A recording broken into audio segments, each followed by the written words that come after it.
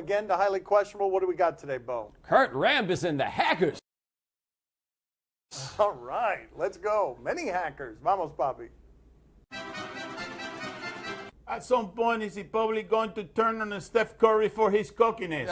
Steph put up an easy 36 on the Hawks yesterday. A game that was a blowout, then got really good, and then it ended feeling more like a blowout again. And Steph did this. He was right in front of his man, the Dap Master Kent Bazemore, former Warrior. Get some.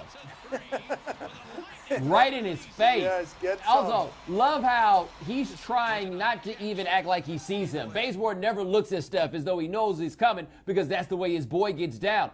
A lot more people seem to be noticing that Steph is just a little bit less adorable than you thought and a little bit more cocky. I personally enjoy it, but as people figure it out, you do think there'll be a turning point because there's always a turning point, but you couldn't turn on adorable Steph Curry, could you? I really do enjoy when the assassin is adorable because it doesn't happen very often and it's kind of confusing. And he runs cover for a pretty cocky team that is dominating everyone. He has a personal, very close relationship with Bazemore. That was said to be for him and not the entire Atlanta bench. But we will turn on them when they win so much that they make every other fan base jealous. And what will happen is the envy will harden into hatred. Hold on, let's be clear. He did it that time to Kent Bazemore. Right. I'm sure that we can show you some other shots of Steph Curry putting these shots up, turning his back and running the other way. One-handed layups. Please do. I will keep talking so that you can keep putting those up there on the screen nonstop, please. This is him. He just happens to be adorable in your eyes. Well, the shimmy is cashing on. He's sweeping the nation. Look at this. Yeah. I do have to say, his shimmy looks a lot more like Antoine Walker's shimmy, if you know what I mean. Mine does, doesn't it? No, I feel like mine is closer to Antoine's. Why are you only the shoulders? You don't have to shimmy that other. The rest of the stuff.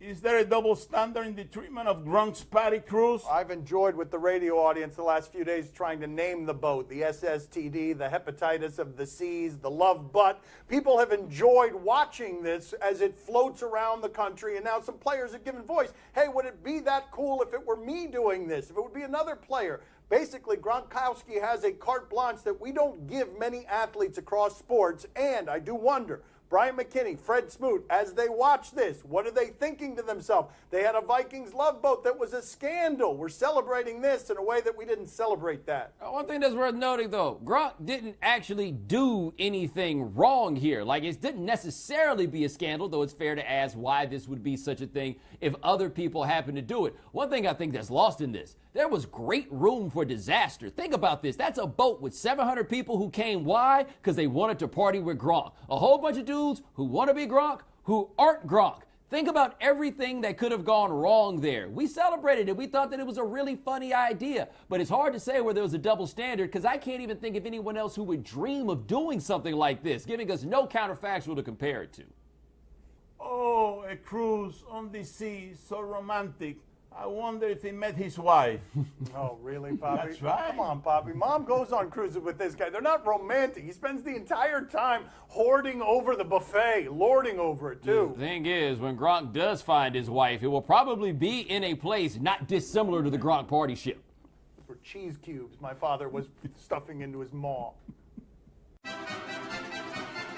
Will Vontaze Burfict really change his game? He says he's going to try to do so, that after having a reputation and an earned reputation for being a dirty player, for getting fined a ton, that he's going to try and be slightly less illegal. Now, that means, will he be the same player if he's less aggressive? Because I don't know if he can be. I also don't know if in real time, with all this stuff happening, Bomani, in real time, whether a guy can actually change, given that we don't really know anymore what is a legal hit and what isn't an illegal hit. To make that decision in a snap second seems to be a hard thing to do. Here's the thing. You think every coach Vontaze Burfict ever had didn't just want him to think a little bit when he was on the football field? He appears to be that guy that when he does that, it interferes with that whole making plays thing. You got a choice. If Vontaze Burfict's going to be your guy, either he's going to be out there thinking or he's going to be out there making plays. Most coaches are going to go with the playmaker and deal with what comes with the not thinking after. Maybe he can change the way he plays. I have no idea, but if trying to change it doesn't work, he's going right back to being the dude that he is, and his coach will say, okay.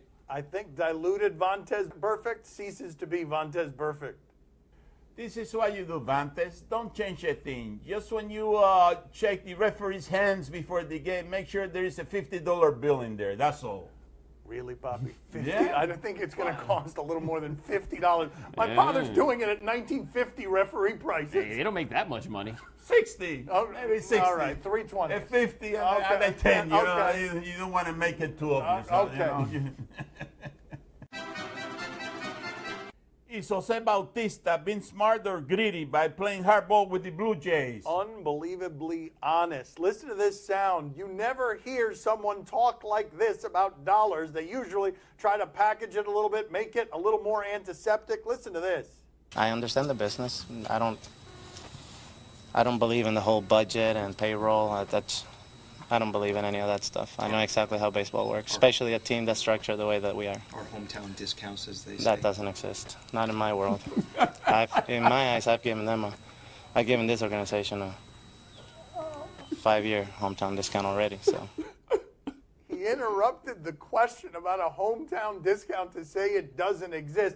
I wish this were Bryce Harper saying this at 23 years old. Unfortunately, he's 35 years old. And all of a sudden, when you get to that age, the idea of asking for 4- and 5-year contracts becomes very difficult, even though he's hit more homers since 2010 than anyone in the sport. Yeah, but here's the thing. He's going to be a free agent. Like, he's got the number in mind that he wants. He doesn't have time for the haggling. If you don't want to give me that number, I'll go find somebody who does want to give me that number. That's just kind of how it goes, except nobody says it. Nobody says it quite like that. Hometown discount. I'm not from here.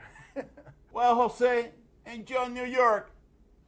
Yes, it'll be great seeing him out there in right field for the hold Yankees. on now. Old hits a lot of home runs. You're telling me he's not going to be playing right field for the Angels? Like, that is the trademark case. You go to the Angels and then your whole career falls apart. We've seen this movie before.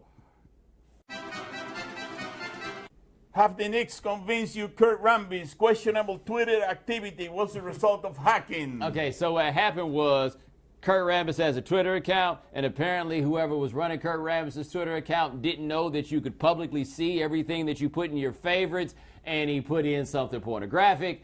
Yeah, there it is right there from a site Okay. called I Like to Touch. I like to touch. Okay, great follow. Yeah, apparently that's what Kurt Rambis is about. Hey, he played for the Showtime Lakers. You never know. And the Knicks got smashed last night. Oh, smashed. Anyway, here come the jokes. Yes, the tabloids. Oh, I had seen that one. Porn to be bad. And it's Kurt Rambis. That's the best part about all of this is that it's Kurt Rambis. It's that man with the glasses that we Yes. remember from the Lakers. Yes, the goggles, porn losers. Yes, it's a funny story. The Knicks have officially come out and said that he was hacked, which makes you want to believe that a syndicate of hackers said to themselves, the interim coach for the Knicks, the way we're going to get him is we're going to get him to like a butt photo or two. That strains reason and credibility to think that that's the truth. And that hacker works in the same crime syndicate as the real killers that OJ said he was looking for. Might have been Derek Fisher trying to get people off his scent. So everybody can see who you likes in Twitter? Yeah, that's right. Oh, boy, I'm telling you something. Okay, you gotta go That's get it. I gotta go. Coming up next on my son's TV show, we talk to Denny Hamlin. So I initially got my friend to ask her out for me because I'm too big a voice. I know. And he says, "Hey, do you like guys that make left turns?" And she looks like, "What?"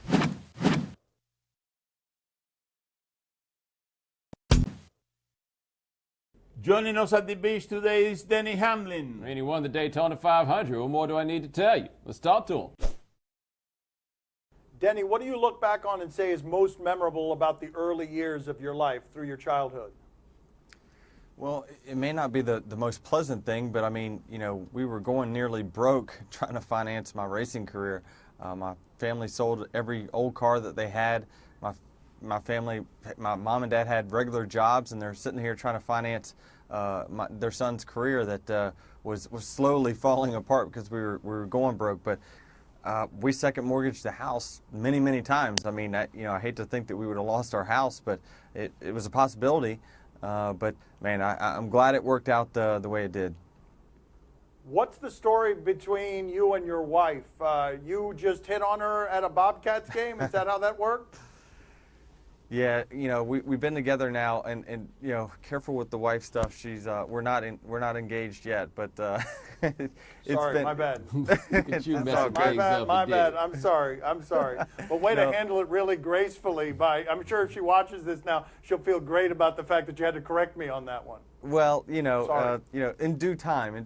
Let's let this thing play out. But she was great. Yeah, she was a dancer at the Bobcats at the time, now the Hornets, and I've been season ticket holder for many, many years now. So, yeah, I mean, hey, what can I say? She caught my eye. I asked her out. It took a while to get that first date, but once I did, I felt like I locked it up. So did she know who you were? That's a good question, and the answer I believe is no, or at least I hope she's not lying about that. But no, she said. So I initially got my friend to ask her out for me because I'm too big a boss. I know. And he says, "Hey, do you like guys that make left turns?" And she looks like, "What?" And I was like, "Dude, that was a terrible pickup line." So. Terrible. I was about to say, you said somebody else, and that's what they came up with. Like, what were you going to say? That's your fault. I was for sending sitting somebody. across the court. He was sitting right there beside where the cheerleaders sit. So I was like, "Hey, that one." You can't criticize his pickup line when he did it and evidently helped you close. Yeah, that's true. It comes back around. Well, you're a Jordan Brand endorser. You should have had Mike come down and explain how this was, right? Yeah, I should have. That's what I should have done, actually. That would have been much better, actually. That would have been, now that I think about it, that would have been much better. What can you tell us about your experiences with Michael Jordan? He's a great friend first. I mean, besides our relationship and mine with the Jordan Brand, who's treated me great, I mean, he's friends first. 2 years ago at Homestead, Miami, in our final race of the season, I was in it for the championship, and he flew himself and his family down there to watch the race and came down, and he was there early, and when every fan was gone out of the stands and people were packing up and heading out, he was still with me on pit road. We didn't win that day. We finished third, but he's like, keep digging. These bumps in the road happen. You're going to face adversity like this, and I mean, this is the greatest basketball player of all time that took his time to come support me at a race, and that's a true friend. All right, that's inspiring, Michael Jordan. You got anything for us on trash talking to Michael Jordan? Because that's the most entertaining Michael Jordan. Competitive Jordan. Yeah, I mean, no doubt. I mean, people ask all the time, you ever played horse to Jordan? I'm like, I'm not that big of an idiot, for one. They were like, well, you might get a letter. I'm like, that won't count. Like, he doesn't count, the close. It's either all or nothing with him. But, he sent me a really good message after the Daytona 500 this past weekend, and he sends me a text nearly every week, congratulating me or wishing me luck. And I didn't realize he was such a big NASCAR fan until he said, his dad used to take him to races, and I actually never knew that. Have you gambled with him?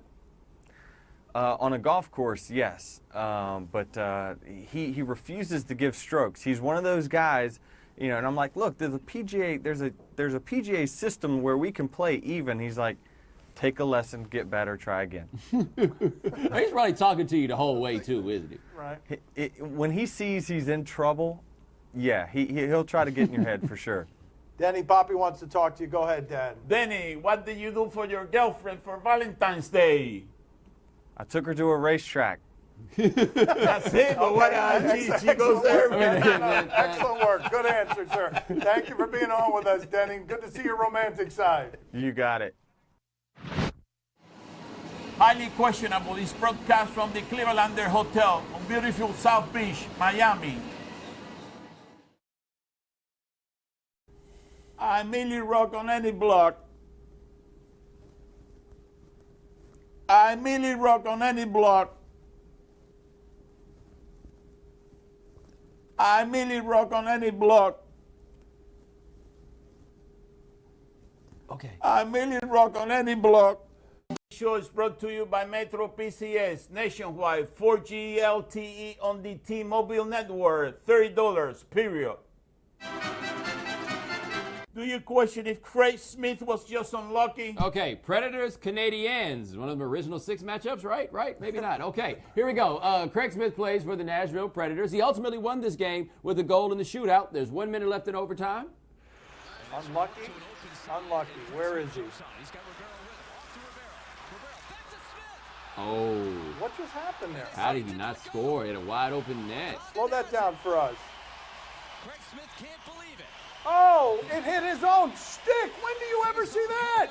Front of the stick. Whoa, Listen, wow. He couldn't do that again if he tried to do that again. He could try that 100 times without being successful. That's the worst. That's awful. That's the worst. Is that stick legal? Don't they have rules about how far that thing can curve? Do you think that is bad? He has done worse. He has not done worse. That's right. No, he has not. Where is he? Fanned on it for Smith. And Oh, that's right. That's him. He missed That's it. the same dude. Was the puck just on his stick and he flipped it right into the crowd? Yeah, showboat. So I'm just curious. Like, what is he good at? Like, I don't know that much about hockey, but if he can't do these things, like, how's he earning his keep? Do you realize in both those situations it's harder to not score the goal? Do you question whether this is a suspendable action? All right, we got the big city matchup of Iowa State and West Virginia. George Niang, who feels like he's in his 9th year in college, but this is his senior year. He's nominated for the Class Award. I love George Niang's game, even though he's got only 7 dunks this season. What's there to love? All right, what happened here? stay down, and Offensively, he I love battles watching him Williams. offensively. What did And he it would do? go over to West Virginia. What did We're going George to take Niang a break. do? We're Was coming it back. craftiness? Special treat. It is. What did he do? Here we go. Oh, no. George. Oh, yeah. Get him out of here. Get him out of here. Get him out of here. George. Get him out. Oh, well, you got a problem with it now? Like, you Come normally on, find these sorts of things accidental, enjoyable. Accidental. Intent matters. Intent is the difference between that being funny and that being nefarious. That dude's college career should end right now. We gotta draw a line here, send a message. That would have never happened to you if you had worn a cup like I do. Oh, really? We're doing that gag again? The loud. Okay. Time to play the game that is trying to buy back a home video from TNC. See or no? You tell us what to watch on TV tonight. We tell you if we're intrigued or not.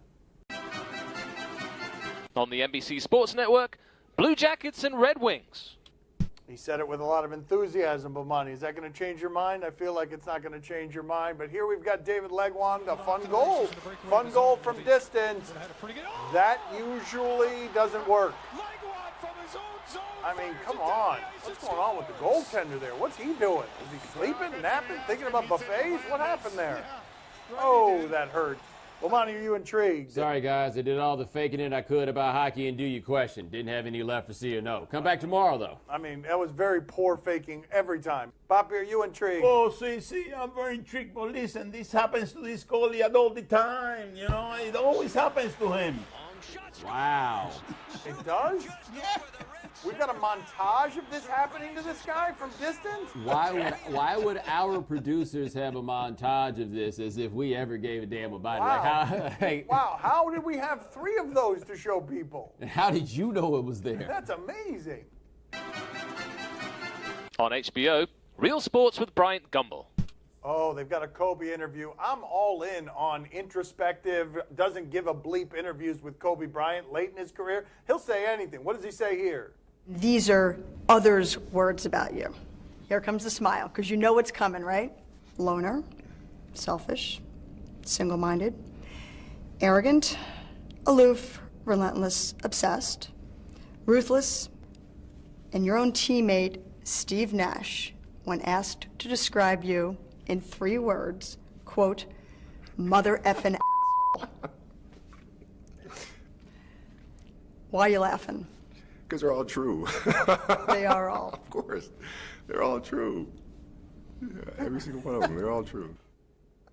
I mean, he's a sociopath. You realize we've been celebrating a sociopath for so many years. Bomani, are you intrigued? I'm just trying to figure out what good it is to work on HBO if you have to say mother effing, but then cuss right behind it. Why? Because after all, you're on HBO. Oh my gosh. Also, gently applying chapstick while Yes, people that say like while this, being that, called that. arrogant. While being called all those things. Poppy, are you intrigued? Oh, see, I'm very intrigued. Listen, they said a lot of bad things about Kobe, but there is one word that they miss. He's bald. He's bald. He's bald. To be fair, Kobe doesn't know that he's bald. Like, he's still getting edged up and taking it down just a little bit lower. And if you think I don't know what you were I'm trying not to do doing there, anything. Pops, I'm talking about Kobe. I'm talking about you. Oh, yeah, that's what it is. And Dan's covering up. I'm not doing anything. I just don't know why you covering up your face when the problem is actually to the back of there, like right Still, here. again, I'm not doing anything. I didn't notice that you were bald, Bomani. Yeah, I I'm hear just talking you. about Kobe. I hear you. My man Manu over here better watch out. He's so bald. That's all the time we have for today. Thank you for watching. Same time tomorrow. Thanks for watching. Gracias. See you mañana. We leave you today with the goat eating a Dorito. We do? Yeah. Oh, that's how I eat them. That's exactly how I eat them. Right there. Yes?